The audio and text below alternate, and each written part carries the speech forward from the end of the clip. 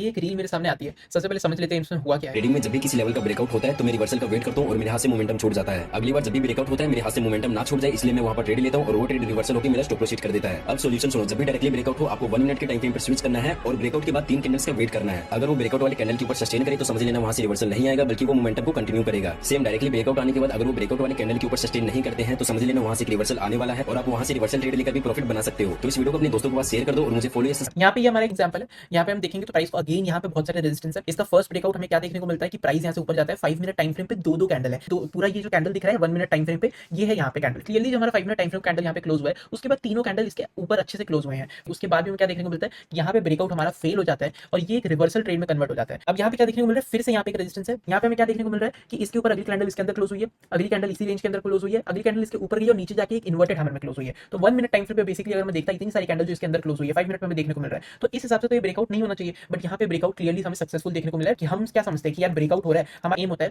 कि ब्रेकआउट हो रहा है कि ब्रेकआउट नहीं हो रहा है, हम इसको आइडेंटिफाई करने की कोशिश करते हैं। बट एक्चुअली में इसका कोई तरीका नहीं है। कुछ लोग कहते हैं कि यार वॉल्यूम एनालिसिस करो, और इन जनाब ने जैसे कि कहा कि 1 मिनट टाइम फ्रेम पे आ जाओ। कुछ लोग आरएसआई ढूंढते हैं, तो कुछ लोग अपना मूविंग एवरेज का सपोर्ट लेते हैं, बहुत सारी चीज होती है। लेकिन मैं आपको एक चीज क्लियरली कहता हूँ, कोई भी टेक्निकल इंडिकेटर, कोई भी टेक्निकल एनालिसिस ये आपको परफेक्टली नहीं बता सकता कि कब ब्रेकआउट सक्सेसफुल होगा या फिर कब वहां से रिवर्सल आएगा। तो अब इस चीज का सोल्यूशन क्या है, सर्टेन कैपिटल है, ठीक है, उसको आप सिर्फ एक तरीके की ट्रेड्स लो।